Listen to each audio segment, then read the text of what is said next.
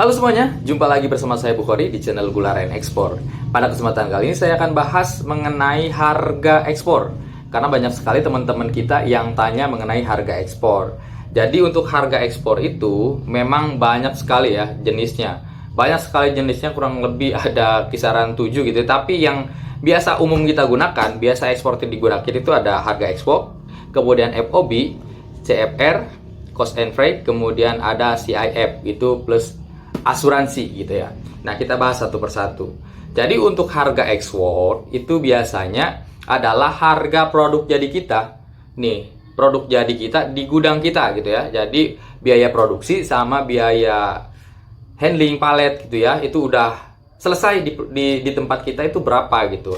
Misalkan kalau kita mau jualnya berapa ya, 2 US dollar gitu ya, di tempat kita itu udah harga ekspor. Atau misalkan eksportirnya yang jemput, eksportirnya kayak bayarnya atau dari pihak forwardernya yang jemput ke tempat kita gitu dengan biaya mereka gitu. Jadi ekspor itu kita tentukan harga di tempat kita seperti itu. Kemudian yang kedua adalah FOB. Jadi FOB itu adalah biaya harga ekspor, harga gudang kita ya, harga selesai di gudang kita ditambahkan dengan jasa MKL, kemudian terminal handling charge, kemudian biaya keluar, biaya bank, biaya dokumen tambahan, dan biaya komisi agen pemasaran. Oke, simpelnya gini.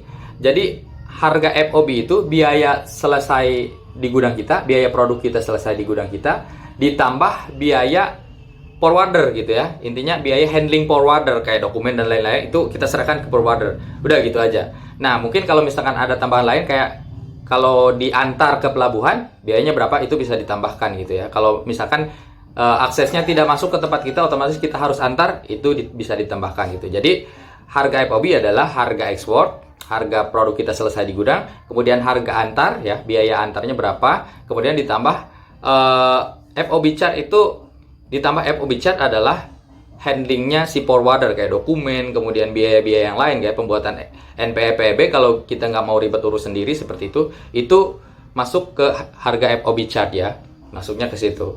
Kemudian harga CFR.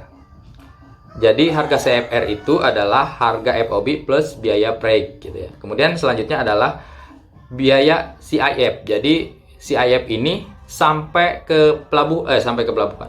CIF ini adalah sampai ke buyer kita di luar negeri sana gitu ya. Jadi biaya freight-nya, jadi biaya dari mulai gudang kita sampai ke bayarnya, sampai diterima ke buyer, itu namanya CIF. Jadi plus selain kalau CFR kan tadi cuma biaya freight aja ya. Jadi FOB sama freight gitu ya. Itu CFR. Kemudian kalau misalkan harga CIF itu ditambah dengan asuransi ekspor. Jadi semua sudah include semuanya, itu CIF. Nah, yang paling banyak digunakan karena memang mungkin aman juga ya, biasanya FOB sih. FOB karena memang mudah gitu. Nah, banyak sekali sebetulnya buyer yang minta CIF gitu ya. Tetapi biasanya karena kita sebagai eksportir itu nggak mau ambil resiko ya. Nggak mau ambil resiko, kita juga cari aman dan win-win solutionnya. Jalan tengahnya adalah biasanya harga FOB sih, seperti itu. Jadi yang paling banyak digunakan itu FOB itu. Nah, sebetulnya untuk gula aren ya, kita bahas gula aren aja nih. Untuk gula aren sebetulnya berapa sih biaya FOB itu ya? Jadi untuk menentukan harga FOB itu berapa gitu ya. Nah, biasanya kalau saya pribadi memang harga FOB itu diperhitungkan, pasti diperhitungkan dengan rinci gitu. Tetapi tidak terlalu terpaku pada teori atau tidak terpaku terhadap kalkulasi gitu ya. Jadi saya menawarkan fleksibel aja. Fleksibel itu dalam artian semua biaya sudah tertutupi dan kita soal keuntungan atau soal margin kita bebas ya menawarkan kepada buyer. Kalau misalkan buyernya mau dengan harga yang lebih tinggi ya itu pasti bagus lah gitu ya. Tetapi semua sudah diperhitungkan. Kalau saya untuk gula aren itu biasanya menentukan harganya itu minimal 2 kali lipat dari harga lokal. Karena dengan begitu saya sudah perhitungkan itu sudah menutup gitu untuk FOB charge-nya, kemudian untuk biaya handlingnya, untuk palet dan lain sebagainya itu sudah bisa masuk gitu, dan kita sudah dapat profit lumayan gitu ya. kayak kisaran 20%-an mungkin kalau sudah sudah include semuanya gitu. Jadi mungkin bisa dapat kisaran 20%-an kalau untuk harga 2 kali lipat dari lokal gitu ya, seperti itu. Nah, itu untuk gula yang powder. Nah, kalau untuk yang cair, karena mungkin biaya-biayanya ada sedikit lebih tinggi, jadi saya lebih penawarannya lebih ditinggikan lagi, bisa 2,5 kali lipat seperti itu. Nah, sebetulnya begini, kalau misalkan buyernya memang membutuhkan produk kita, soal harga itu masih bisa terus naik lah, masih terus bagus gitu. Karena memang harga di luar negeri itu jauh lebih tinggi daripada di negara kita. Intinya seperti itu. Jadi kalau misalkan memang bayarnya benar-benar membutuhkan produk kita, ya bayar pasti mau gitu ya. Itu sebetulnya tergantung negosiasi kita sih. Jadi nanti kita cari jalan tengahnya. Misalkan mereka bilang ini ketinggian, ya kita bisa cari. Yang penting kita nggak rugi, yang penting kita tetap profit meskipun harga diturunkan dari penawaran kita, ya nggak masalah gitu ya, seperti itu. Nah, terus yang lain, harga FOB itu harus diperhitungkan meskipun fleksibel ya, saya bilang meskipun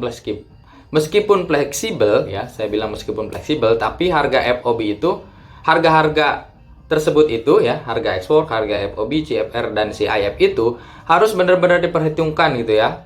Harus benar-benar diperhitungkan karena memang ketika kita urus sesuatu, seperti contohnya Certificate of Origin atau surat keterangan asal ya, itu ada yang namanya cost structure.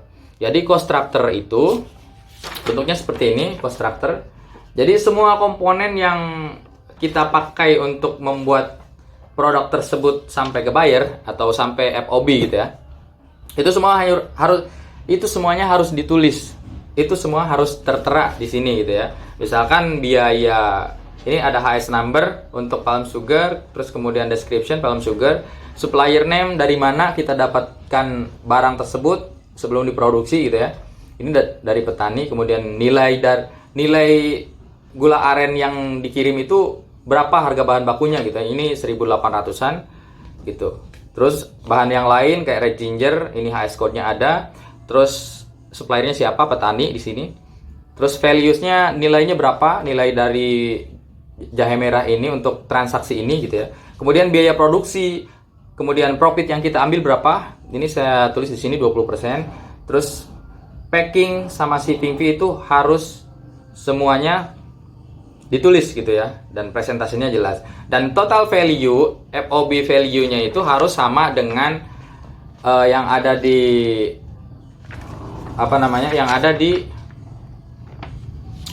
NPE PEB gitu ya. Harus sama seperti yang ada di NPE PEB gitu. Seperti itu. Baru keluarlah yang namanya Certificate of Origin seperti ini. Jadi Certificate of Origin ini sebetulnya berguna untuk meringankan pajak buyer kita di luar negeri. Ini penting banget nih. Dan sebetulnya ada juga buyer yang nggak ribet dan nggak minta gitu ya.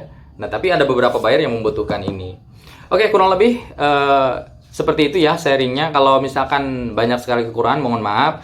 Silahkan untuk diskusi, kita bisa komen di kolom komentar. Jika video ini bermanfaat, jangan lupa klik tombol subscribe untuk mendukung channel ini. Dan pastinya saya akan terus bahas mengenai dunia aren ya, pertanian aren, juga ekspor semampu saya berdasarkan pengalaman kami gitu ya. Terima kasih. Wassalamualaikum warahmatullahi wabarakatuh.